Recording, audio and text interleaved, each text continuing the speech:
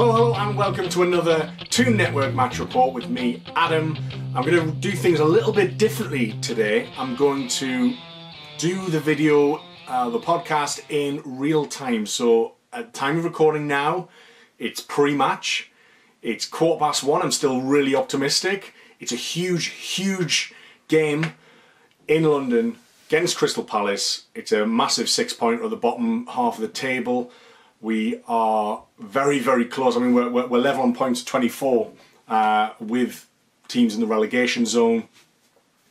Bournemouth got another impressive victory yesterday. Southampton got a really impressive victory as well. Really big games for those.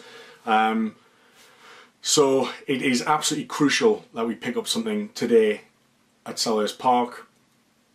What always strikes me about Rafa Benitez's Newcastle this season is that we very often seem to pull out quite important away performances in the league. We did so against Stoke recently. We got an important draw against West Brom during that awful run of defeats.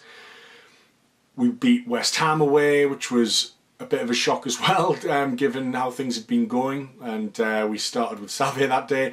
So there's a lot of optimism, but we know it's going to be a tough game. Could really go either way. It's very difficult to call. We know how dangerous Benteke could be. We know about Townsend. We know about Zaha.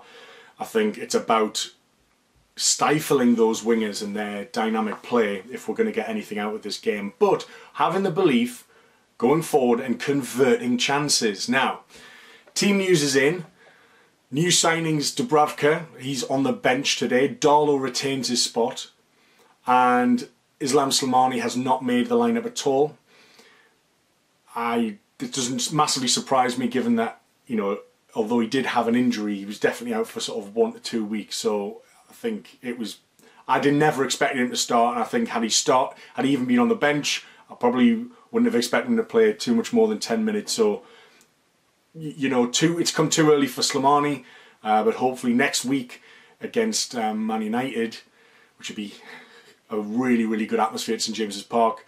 Hopefully he can get a run out there. But instead, today's lineup sees Gale and Perez together. I think they'll be quite dynamic. There'll be a lot of movement. I think Gale's been picked. Josselu's confidence will be very low now, having been dropped after the midweek game against Burnley. The missed penalty, a couple of chances as well. Atu obviously missed a very good chance too, so it's not all on Josselu. But Dwight Gale comes in against his former club. There might be some point to prove for Dwight Gale. Shelvey and Diame make up the centre mid, so Shelvey comes in for Marino, and maybe Rafa Benitez just wants a bit more potential for unlocking a Crystal Palace defence that is relatively solid, but not really as mobile as the likes of Perez and Gale could be. Kennedy retains his place after a really impressive debut in midweek at St James's Park. And it's Matt Ritchie who's come in. I would have liked to have seen Jacob Murphy start. I think a lot of people were kind of clamouring for this. I certainly was. He's always looks impressive when he comes on the pitch. He's very direct. I'd be very surprised if we don't see him at all, because I think he's the kind of player that can run at maybe slightly static and mobile defenders and cause some real problems towards the latter half of the game. So the back four is as you were.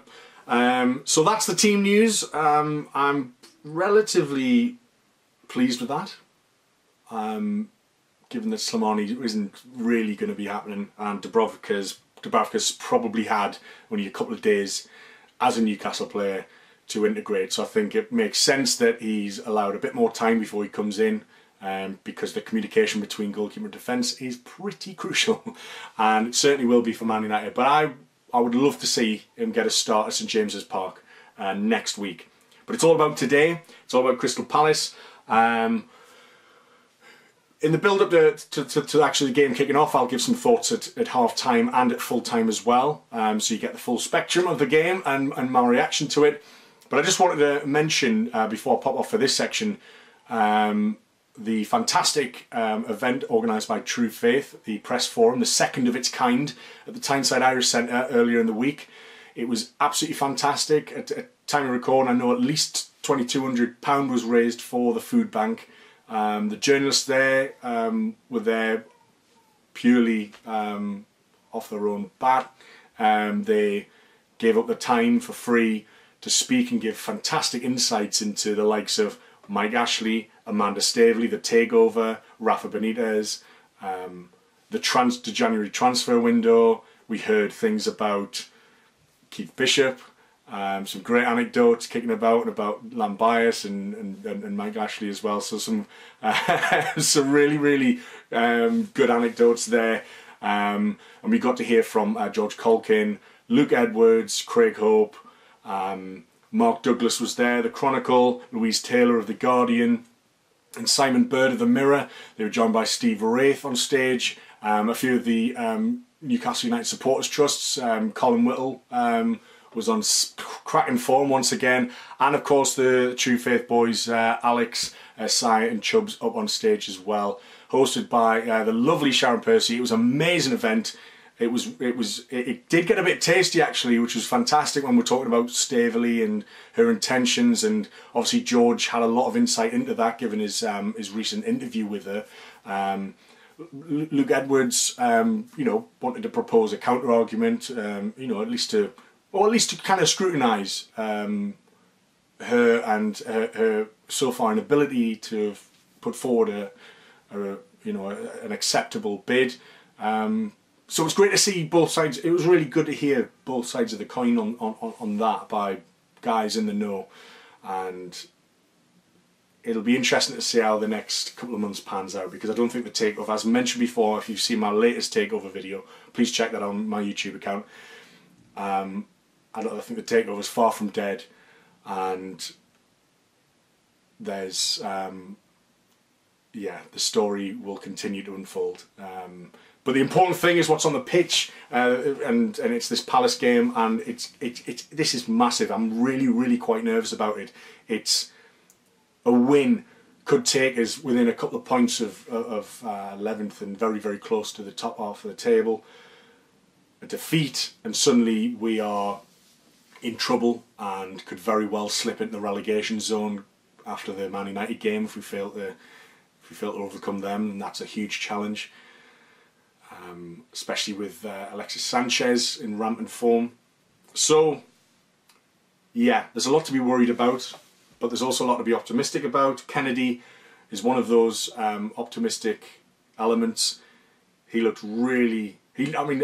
on Wednesday, he really looked like a player who could make things happen, and I'm hoping he's going to do that at Crystal Palace today. He's unpredictable. He is very confident on the ball, and I hope our wingers just run at their defence and cause problems, and with Gale and Perez's movement really need to be causing problems. And more important than anything, getting chances on target, making the keeper work, and converting very good chances that throughout the season we've been plagued with missing chances. So let's hope at Crystal Palace we can do something good. I'll see you at half time. Cheers. Hello, welcome back, and it's half time at Selhurst Park, and it's Crystal Palace 0, Newcastle United 1, Mo Diarmi with a fantastic steal into the back post from a Kennedy corner. I believe Perez might have just got a flick on it. Not sure who's going to get the assist there, whether it's Kennedy or whether Perez did get enough on it, but absolutely woeful defending from Crystal Palace. I think ultimately it's James Tompkins that loses his man, and Diarmi just taps it in at the back post. Without anybody around him. He's in acres, and to be honest, he really deserves this, Mo Diarmi, given his performances over the last month. A couple of months ago I completely wrote him off as a Premier League footballer, as you might well be aware, but he's proving me wrong. He's proving, I think, a lot of people wrong. He's really come into himself and found some form, and he's beginning to be a very important player for Rafa Benitez right now. You know, he can add. He's certainly adding goals here. He scored against West Ham away as well. So London, he seems to find a lot of joy in, but he also breaks up plays. We saw against Burnley in midweek. Shelby's been playing well. I think he's providing some nice tempo. I think he's certainly been more effective than Kabay has, his counterpart, in terms of that. But you know, we might be 1-0 ahead, but Crystal Palace have really given us some things to think about. They've broken clear a good couple of times. You know, Zaha got through and he was well tackled by both Lascelles and Clark at the same time. He looked like he picked up a little niggle. Benteke was put through by Van Aanholt, sort of on the wrong side. He had to kind of try and flick it with the outside of his right foot. Darlow was superb and rushed out very, very well and very, very quickly. But, you know, on a different day, they could go in. You've also got a great link-up where Cabaye sort of chested it and had a shot, but it was very, very tame, so Darlow was easy to pick it up. But the most dangerous two chances that Crystal Palace had in that half was a square ball to Zaha, who I think it came off Yedlin's thigh. Goal kick was given, but it was a fantastic block. Really, really important block from Zaha, who just hasn't had the look in this first half. And the other chance that they did have was a deflected shot from Zaha by, I think, Kieran Clark, and Darlow's made an absolutely superb reflex save. You know, he's have to react very, very late to it, and he's palmed it off, and he's palmed it onto Benteke's thigh and out for a goal kick, and Benteke fails to capitalise on that chance. But we've had definite warning signs at the other end, but I think that Darlow's playing well. Dummett's impressed me as well. You know, Richie had his tackling back as well. There was a penalty shout, but the replay clearly showed that he used his left foot, and it was a very very legal challenge. But going forward, you know, Kennedy shows that his performance in midweek hasn't been an anomaly. He's really looked impressive on that left-hand side, and he's really causing us problems. And as I mentioned, our goal came from a corner, and Kennedy's corners have really been causing problems. They really have, and it suddenly gives us an extra dimension. And trying to make use of and maximise the potential of these set plays. Kennedy himself sort of broke through, cut in on his right, and had a shot very well saved from Hennessy. Perez tried on the follow-up to curl it round. Hennessy saved again for a corner. Should he have squared it to Shelvey, who was screaming for it? I'm not too sure in that respect. There was almost like an urgency to get a shot away while the keeper was still trying to recover from the first shot. But we've been much more, I guess, accurate with our shooting. You know, we've had about 7 shots in the first half, and already 6 on target, compared to Crystal Palace's 6 shots and only 1 on target. So that really tells the tale of this half. Crystal Palace's missed chances, Newcastle's dominant, slightly shading possession, but we look really comfortable on the ball away from home. Well, I have no idea why we can't play this way at St James's Park. It just seems beyond us at the moment. But we've looked very, very strong going forward. We probably should have made it 2-0, but I can see another goal in this game. I can certainly see Palace putting one away in the second half, but I think we've definitely got more than one goal in us. But I'm absolutely delighted that we're in such an important match. We're putting in a performance that we need to put in, but we have to be mindful of Crystal Palace's danger going forward in the final third. Their trickery, the way that they can just break at pace and overlap, and a couple of times our defence has kind of been all over the place. But I think it was, you know, looking at the replay, it's Martin Kelly and James Tompkins were kind of in the same boat, and it looked like Martin Kelly almost had 2 players, and whether Fosu Mensah should have had somebody or not. I'm just having a look at it here. I mean, it's an absolute shambles. I think that's either Fosu Mensah or Martin Kelly by looking at the replay, rather than James Tompkins, whose man I believe was Lascelles, although he was kind of nowhere near him either. But what an easy finish for Diame in the 6-yard box. Absolutely fantastic, and you can hear the supporters in full voice. Hosselu not in the squad at all today due to illness, so we have no strikers on the bench. But we have to be careful once again when we bomb forward, as we did for the Benteke chance. Lascelles coming out, and we mentioned that in previous games, Clark had a propensity to come out as well. So we need to keep it tight at the back. Luck has been on our side so far, but it will not last forever.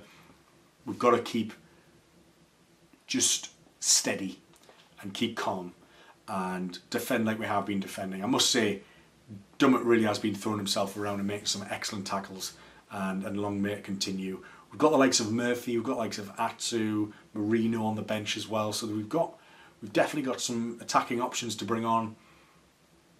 I definitely think we'll see Murphy, because I think, Palace are picking up injuries all over the place, you know. As I mentioned Zaha before, Martin Kelly's probably come off there with a hamstring injury at the end of the half as well. Sakho's come on, so they're dropping like flies, and they're going to have to reshuffle and regroup really after that first half, and wonder what they have to do to kind of score, and if they need the mental strength, I guess. But Newcastle showing the mental strength at the moment. It's 1-0 in the capital, and we'll see how things fare in the second half. I'll see you at full time. Cheers. Well, it's finished full time at Selhurst Park. It's finished Crystal Palace 1, Newcastle United 1. And man, what a real Jekyll and Hyde performance that was. In the first half, we had some concerns about Palace going forward in their fast-flowing attacking football, which we knew about from the start. But we were relatively in control of that game, and we were having more shots on target, and we were asking more questions of their goalkeeper. But for whatever reason, we've completely taken our foot off the pedal in that second half, and it was really poor. I thought the defence was just all over the place. I thought Clark was just kind of like lost his head a few times. Darlow certainly did. I honestly don't know. What happened in that second half. But they came out more assertive than we are. They seem to want it more. They clawed back the possession stats, so they seem to dominate a lot of that second half. And we just couldn't get a foothold in that game. Having had chances to make it 2-0, we just couldn't get a foothold at all. Now, I've got to give huge respect to a lot of our defenders who were, I know I've just slated a couple of them, but in those scrambles, Clark, I think, has done poorly a few times, but it was that scramble at the end in about the 85th minute where Clark saved one on the line, and then Dummett's threw himself at the defender, at the Crystal Palace player, and then Clark just absolutely threw himself at the shot from inside the 6-yard area. It was almost like a surefire goal. It's deflected it over, and it's gone over. But so, there was some great last-ditch defending when it came to the scrambles, but we allowed the scrambles to occur. We lost solidity at the back. We lost our formation. We lost any kind of structure. And we just panicked. It just seems like Darlow just a few times just didn't know whether he was coming or going, and he hesitated. It was caught in no man's land a few times. I don't know why Kennedy was brought off only 10-15 minutes into the first half. I thought he was one of our most exciting players. Whether it was injury, whether Benitez thought Atsu was a better shout because we're getting overrun, but to be honest, Atsu let me down when he came on today. He had a few chances to put some good balls in on the left-hand side, but his touch let him down a few times. I was disappointed not to see Murphy come on. He's our best winger, man. On form behind Kennedy, he's our best winger. So, and I mean, let's talk about the penalty, because yeah, it was only 10 minutes into the second half, and Kieran Clark has got a lump of Benteke's shirt from a cross from the left hand side, possibly Zaha or Van Aanholt. Both of them were causing loads of problems in that second half. They were very, very dangerous indeed. And the cross was beyond Benteke anyway. Whether there's a challenge, whether he's unchallenged or not. So that's one thing to consider. The second thing to consider. Has Kieran Clark pulled Benteke's shirt? Yes, 100%, absolutely. You can see the number being stretched on the back. That's why the linesman's flagged. However, you flag that as a penalty, you've got problems between now and the end of the season. You're going to be giving away 3-4 penalties a match. So if that's a penalty, if that's a foul, fine. But that needs to be implemented in every single fixture, in every single game, every single week in the Premier League from now till the end of the season, which we all know it will not. It was a really, really soft penalty. I don't think it had any impact on the attacking play at all, because Benteke hindered in his ability to jump? Nah, no, of course he wasn't. He just wasn't. He wasn't getting that ball either way. And to be honest, given his shot conversion throughout the game, I don't think. Had he had a free header and he had met it, I don't think he would have scored anyway. Crystal Palace wasted a lot of chances. I mean, we were overrun in the second half, and maybe that's credit to Crystal Palace. Maybe trying to pick themselves up, dust themselves down, and come back fighting, which they certainly did. Or whether it was us just kind of completely capitulating, and I think it was a bit of both. I was really, really disappointed with that second half performance, given what we showed in the first half. It was needless. And so basically, Diarmi came off for Hayden.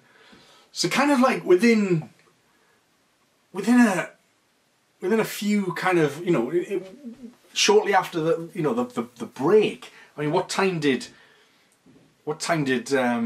Diarmi come off? So Diarmi came off in the 65th minute, right? So within 20 minutes of the second half, we've basically subbed off our two best players from the first half. What's that about? I don't know why. I know he's obviously thought Hayden will add some defensive stability because we were getting overran, so maybe just needed somebody to drop in there. That's kind of fine and fair enough. But in a game where we really need to be we really just didn't have any foothold in that second half. We didn't even look like scoring. The whole point of that second half was us surviving and not conceding a second. As it happened, in the context of things, I'm pleased that we didn't lose that match. At half time, I'm not thinking that at all. At half time, I'm thinking, should be 2-0 up. Should be out of sight. But with so many chances, I mean, Crystal Palace had 21 shots in the end, but only 6 on target. So, I mean, in the end, we had 11 with 8 on target. So that's a decent ratio. It really is a good ratio, but we just couldn't seem to beat the goalkeeper or beat their defenders, or it just didn't happen for us. I think a lot of our shots were. There's a few long-range efforts that were quite tame, quite easy to pick up. Obviously, all counts as a shot on target. But their 21 shots with only 6 on target, again, tells us tale. They were probably, overall, the best side on the day. They weren't the first half, but I think their second half really caused us more problems than not. And we've let another game go with a penalty. I don't know what to make of it. In one respect, I think it was a harsh giveaway, but at the same time, Clark knows. Clark knows. I think I'd like to see Lejeune back in as soon as possible. I'd like to see Lejeune partner Lascelles, because Clark had a tough run of form when Lascelles was out before Christmas, those couple of months where we went through very difficult times. And I think his form is dropping off a bit again. And Lejeune, it's good to see him back in the matchday squad, and I'd like to see him pushing for a starting berth, because we need to get shored up. I think Darlow's performance in the second half, I was praising him in the first half. He was excellent. He did everything that was asked of him. But this hesitancy and just, I don't know, lack of confidence or what it was. His head's just gone. We need someone with composure, and I think ultimately that's the word. We really lacked composure in this second half. And every time we got the ball, like Clark would get the ball after being under the caution, he'd just smack it up the pitch and out of play, and then they'd come back at us again. They really had us on the back foot for most of that game, and it shouldn't have been. We shouldn't have let them. We lost mental strength, and it's the same theme again, which I mention in pretty much every match report. Solid in the first half, drop away in the second, completely lose it, and lucky to only get a draw in the end. So Palace, best team overall, wasted a lot of chances, but they were the most assertive and proactive team overall. And 1-1 probably suits neither team. It's not a defeat, but it doesn't suit us. We really, really needed 3 points on the ball. Too many times we've thrown away a potential 3 points for one, and we're not entitled to any points. We have to earn every single point we win in the Premier League. But today was a big opportunity to see it out while they were on, under the cosh, and we didn't once again. Whether Slimani's back for the Man United game, I don't know. I think Dubravka absolutely certainly comes into goal next week. No question. No question.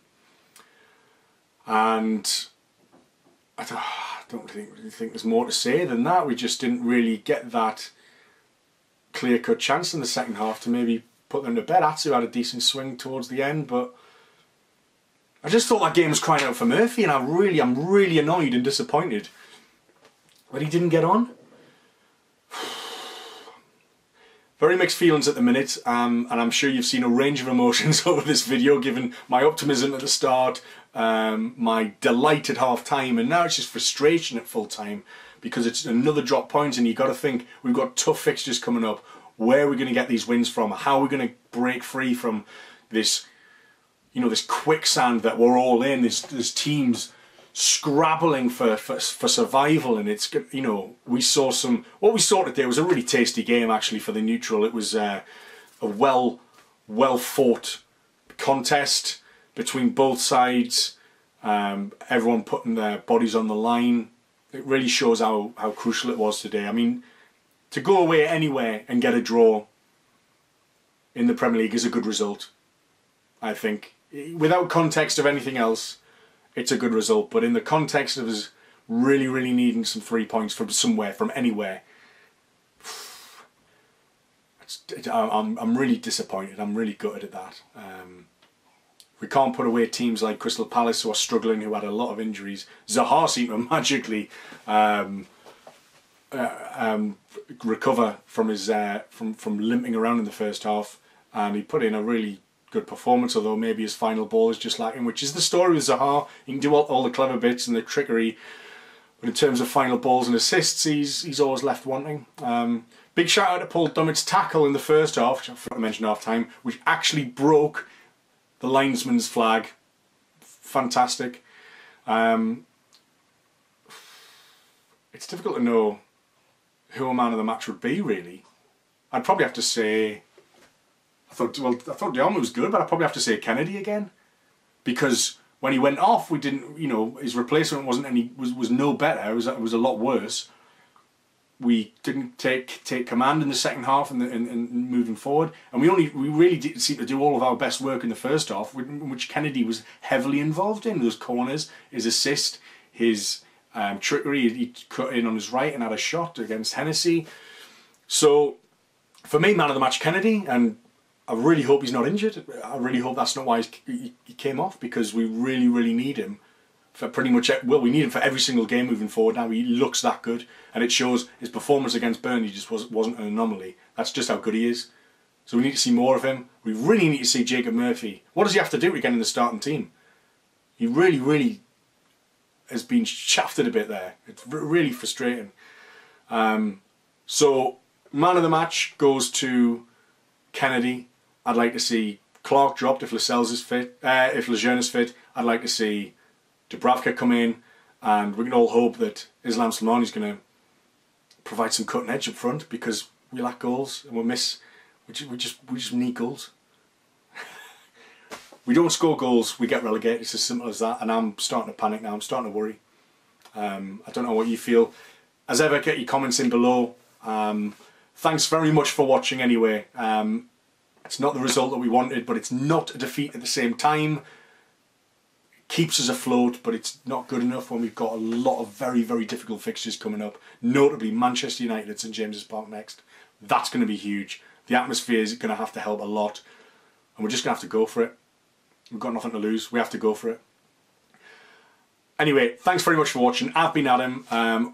Hope you've enjoyed this new format. I'm not necessarily going to stick with it. It was just needed for today. We'll see you all soon. Please subscribe on SoundCloud or iTunes or YouTube. and we'll just catch me on YouTube. I'm spitting my words out now. Catch me on Twitter, catch me on Facebook, subscribe, share with all your mates, tell them about me, and tell them to watch all the videos as well.